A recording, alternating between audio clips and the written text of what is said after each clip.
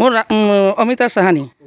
অঁ, এই মাটিটোলৈ যিটো ঘটনাটো হৈছে, হয়, কি হৈছে আপোনালোকে এই মাটিটো তেখেতসকলে কয় তেখেতসকলৰ বুলি দাবী নাই কৰে? ইয়াৰ পৰা নহয়, এই সেইদিন আহিছে, এই দাদা আহিছে এদিন এই আমি যেতিয়া এইটো আজি 20 বছৰ 25 বছৰৰ পৰা সি অনুপমে দখল কৰি ৰাখিছে, সি আমাৰ ওচৰত ঘৰটো বিক্ৰী কৰিলে। আমি কিনিছোঁ 4 বছৰ হ'ল। পৌৰসভা মাটি হয়, মাটি বিক্ৰী কৰা নাই, মানে ঘৰটো বিক্ৰী কৰিছে, এইটো হোল্ডিংটো মানে ট্ৰেন্সফাৰ হৈ যায়। তা আমি তাৰ পৰা লৈছোঁ 4 বছৰ হ'ল। 4 বছৰৰ পৰা আমি টেক্স খাজানা এই অনুপম ঘোষ।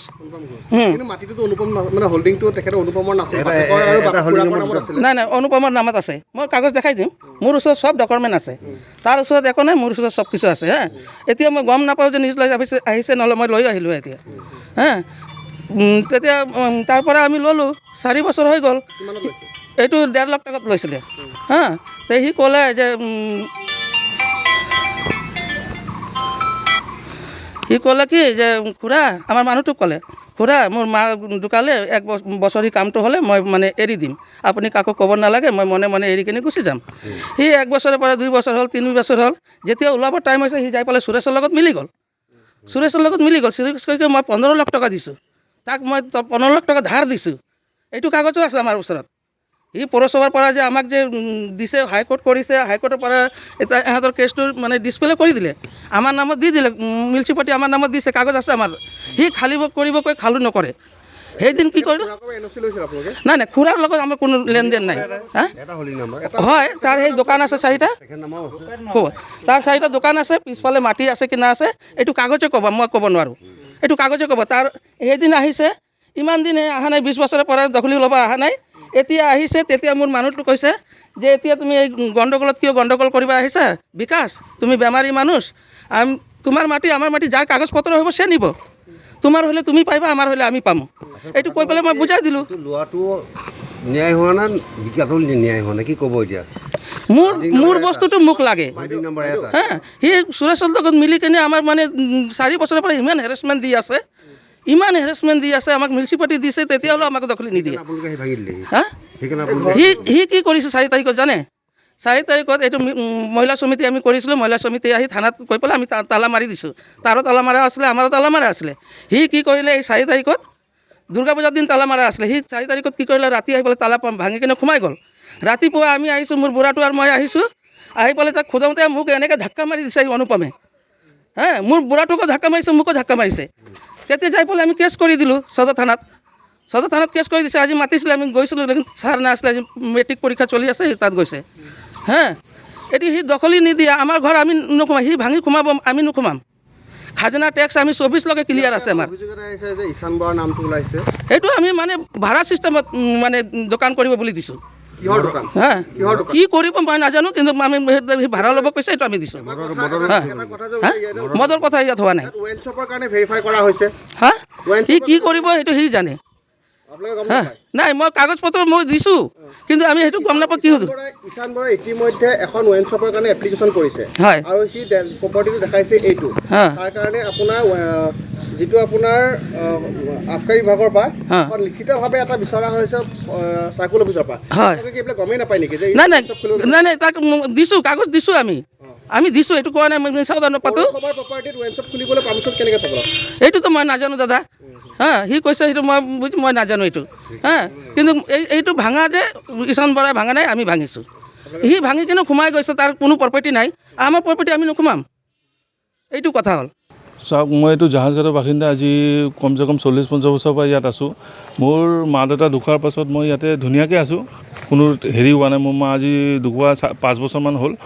5 বছৰ হোৱাৰ পাছত এতিয়া চলি আছিলে, তেতিয়া মোৰ মাটি অলপ কিনা বেচালোঁ, কিবা এটা ডিছপুট হ'ল ইয়াতে ওচৰৰ এটা মানুহৰ লগত, ৰামচন্দ্ৰ চাহানীৰ লগত। তেতিয়া তাৰ লগত ডিছপুট হওঁতে যেতিয়া মই তাৰ লগত ফাইট কৰি নোৱাৰিলোঁ, তেতিয়া মই লাষ্টত গৈ গুৱাহাটী হাইকোৰ্টত গ'লোঁ। গুৱাহাটীৰ হাইকোৰ্টত যোৱাৰ পাছত কেছ চলি আছিলে যোৱা 1 বছৰৰ পৰা। সিহঁতে বহুত মোৰ দাবী ধমকি বহুত দিছে ইয়াৰ পৰা হেৰি কৰিবৰ কাৰণে, মই হিলা নাই। তো লাষ্টে সিহঁতে কি কৰিলে, গুণ্ডা বাহিনী লৈ আহি পেলাই, মই এইটো গম পাইছোঁ যে 4 নম্বৰ ৱাৰ্ডৰ ৱাৰ্ড কমিশ্যনাৰ হয় ঈশান বৰাক লৈ আহি পেলাই পলিটিকেল পাৱাৰ দেখাইছে, আৰু ইয়াত আহি পেলাই আপোনালোকে গোটেই দেখা পাইছে, গোটেই ঘৰখন মোৰ ভাঙি চাঙি একাকাৰ কৰি দিছে। আৰু মানে মোৰ মাৰ যিমান গহনা চহনা ইয়াতে দেখা পাইছে আপুনি, গড্ৰেজ চড্ৰেজ আছে চব ভাঙি চাঙি, মোৰ মাৰ গহনা হওক, মোৰ লেণ্ড ডকুমেণ্টছ হওক, মোৰ যিমান মানে স্কুল চাৰ্টিফিকেট আছিলে এইবিলাক চব লৈ পেলাই সিহঁতে কি কৰিলে মই নাজানো, চব এভৰিথিং মিচিং হৈ আছে। মই পুলিচ প্ৰশাসনক জনাইছোঁ, মই FIR দিলোঁ, তাৰপিছত পুলিচ প্ৰশাসনে একো এতিয়ালৈকে কোনো হেৰি লোৱা নাই। আজিলৈকে এতিয়ালৈকে মোটামুটি এসপ্তাহ হ'ল, যোৱা শনিবাৰে কেছ 10 তাৰিখে, আজি 16 তাৰিখ, তো এতিয়ালৈকে কোনো তদন্ত হোৱা নাই। মই এটাই বস্তু বিচাৰোঁ যে এইটো তদন্ত অতি সোনকালে হওক। আৰু যিটো ৰামচন্দ্ৰ চাহানী যিটো মোৰ লগত যিটো কৰিছে, এইটো তাৰো পিছফালে বহুত ক্ৰাইম কৰা আছে, তাৰ কাৰণেও তাক CBI NI তাৰ কাৰণে অকণমান তদন্ত কৰক যে সি ইমান টকা পইচা ক'ত বনালে, ইমান কোটি কোটি টকাৰ মালিক কেনেকুৱা হৈ গ'ল। যোৱা আজি 10-15 বছৰ আগত তাৰ একো খাবলৈ নাছিলে, আজি ইমান টকা পইচা তাক সি কেনেকৈ বনাই ল'লে। আৰু এতিয়া বলপূৰ্বকভাৱে এনেকুৱা মোৰ ঘৰত যে সোমাই গৈছে, আজি মোৰ ঘৰত সোমাইছে, সমাজে আজি আৰু বেলেগৰ ঘৰত ভাঙি চাঙি সোমাই যাব। এইটো তদন্ত উচিত এটা তদন্ত এটা হ'ব লাগে। আৰু মোৰ যিটো মাটি আছে, মোৰ ডিগনিটি, মোৰ যিটো মান সন্মানভাৱে মই এইটো ইয়াত আহিব লাগে, মই ইমানখিনি কথা আছে আৰু বছ। মই কাজিৰঙালৈ গৈছিলোঁ পেহীৰ ঘৰত ফুৰিবৰ কাৰণে। সেইখিনি মোৰ ওচৰত খুৰাও আছে, খুৰা আহিব পাৰে, খুৰা আছে তো মই পেহীৰ ঘৰত গৈছিলোঁ। যোৱাৰ পাছত যেতিয়া মই গম পালোঁ যে এনেকৈ ঘৰ চব ভাঙি আছে, মই আহি পেলাই চাওঁতো গোটেই ঘৰ চব ভাঙিয়ে দিলে।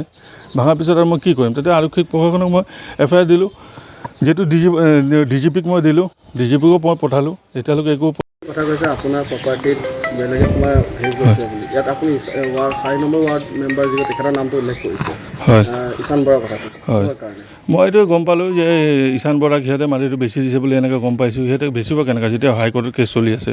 আৰু ইমানো গম পালোঁ যে ঈশান বৰাই ইয়াত ৱাইন শ্বপ খুলিব বুলি কিবা এটা তেনেকুৱা কিবা এটা ভাবি আছে। আপোনালোকে দেখা পাইছে ইয়াত পুৰা পিলাৰ চিলাৰ গাড়ি পেলাই ৱাইন শ্বপ বনাবৰ কাৰণে সিহঁতে হেৰি কৰি আছে। ইমানটোৱে গম পাইছোঁ আৰু যিমানটো গম পাইছোঁ। মাটিটো আপোনালোকৰ ব্যক্তিগত মাটি নে পৌৰসভাৰ মাটি? এইটো পৌৰসভাৰ মাটি হয়। আমি লিজত লোৱা আছে, আজি 99 ইয়াৰ্ছৰ পৰা হেৰি লোৱা আছে, লিজত লোৱা আছে।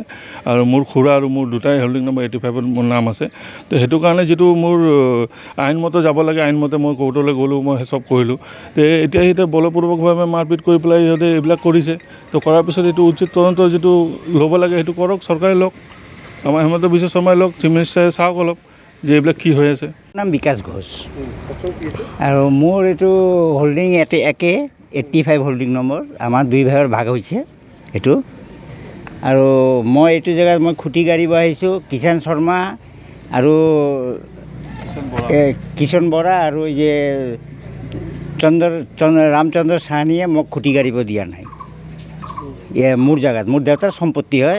তাৰপিছত আমাৰ 2 ভাইৰ হৈছে এইটো। ৰামচন্দ্ৰ চাহানী বুলি কিনিছে না কি কৰিছে এইবিলাক আমি নাজানো। মই তাৰ মিছেছক একদিনা সুধিছোঁ যে তহঁতে কিনিছ নেকি? কয় আমি জানি না, এনেকৈ ক'লে মোক। তে মই কেনেকৈ জানিম? সুধিছোঁ মই, কাৰণ তোমাৰ জিগাই নেই আমি। এতিয়া মোৰ জেগা ক্লিয়াৰ কৰি দিব লাগে বাছ। মোৰ যিটো আছে 85 হোল্ডিং নম্বৰ তাৰো আছে, 85 হোল্ডিং নম্বৰ মোৰো আছে, 2 ভাইৰ হোল্ডিং নম্বৰ। মোৰ পৰা NOC নলৈ পেলাই কেনেকৈ সি কিনিব? এক হোল্ডিঙত 2জনে টেক্স দি আছোঁ, এক হোল্ডিঙত 2জনে টেক্স দি আছোঁ। এতিয়া মোৰ পৰা বিনা NOC লৈ মোক নজনাকৈ ৰামচন্দ্ৰ চাই কেনেকৈ কিনিব? আৰু মাটি পৌৰসভাৰ মাটিটো বিক্ৰী কেতিয়াও নহয়, হোল্ডিংটো দখল স্বত্ব ল'ব পাৰে। তো হোল্ডিং ল'লেতো একে হোল্ডিঙত 2জনৰ নাম আছে, এতিয়া মোৰ পৰা NOC লোৱা নাই। পৌৰসভাত জনাইছে আপোনালোকে? পৌৰসভাত জনোৱা হৈছে, পৌৰসভাত জনোৱা হৈছে। পৌৰসভাত এতিয়া কি কৰে এতিয়া আকৌ আজি এতিয়া পিছন দিব যাম।